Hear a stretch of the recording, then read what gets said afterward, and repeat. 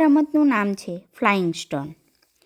આ રમતમાં સોડા બોટલના ખાલી ઢાંકણ ઉપર રંગ કરી રંગની મદદથી જ અંકો લખવા. એક નાનો પથ્થર લેવો. હવે સોડા બોટલના ઢાંકણને ગોળ દોરી તેની અંદર નાખવા.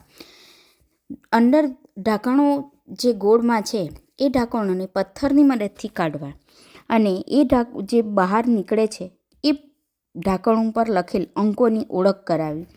તેના દ્વારા સંખ્યા બનાવવી, સંખ્યાને શબ્દમાં લખવી, સંખ્યાનો વિસ્તાર કરવો, તેની સ્થાન કિંમત કરવી, નાની મોટી સંખ્યા, આગળ પાછળ વચ્ચેની સંખ્યા, સંખ્યાનો ચડતો ઉતરતો ક્રમ, સરવાળા બાદબાકી જેવી ગાણિતિક ક્રિયાઓ કરાવી શકાય છે.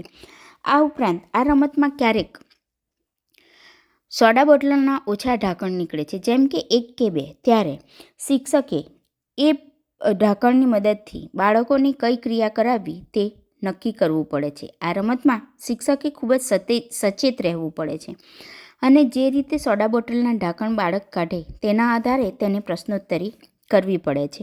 જો 1 કે 2 જ ઢાંકણ નીકળે ત્યારે શિક્ષક તેને સરવાળા કે બાદબાકી કરાવવા ઉપરાંત ગુણાકાર અને ભાગાકાર કરાવી શકે છે. આ ઉપરાંત તે સંખ્યાઓના ઘન અને ઘનમૂળ, વર્ગ અને વર્ગમૂળ પણ કરાવી શકે છે. આ રમત જેટલી સરળ લાગે છે એટલી સરળ હોતી નથી. તેથી શિક્ષકે ખૂબ જ સાવચેતી સાથે આ રમત રમાડવી પડે છે.